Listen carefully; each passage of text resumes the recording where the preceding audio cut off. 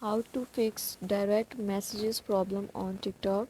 Firstly, you have to install the TikTok app in your Android. Now you have to open the app and you can see different options at the bottom like home, friends, plus, inbox and the profile. Just click on the profile option and click on the three lines which appear at the right top corner. Click on the settings and the privacy. Here you can see there is an option of the privacy.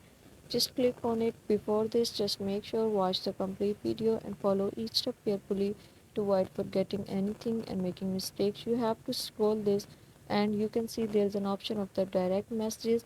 Whenever you have to click on everyone, it means that everyone can message you on TikTok, and if you have to click no one, it means that no one will be allowed to message you and only friends can also direct message you on TikTok. Thank you so much.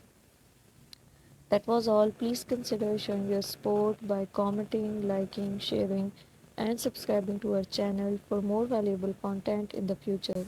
Your engagement is highly appreciated. I wish you very, very good luck.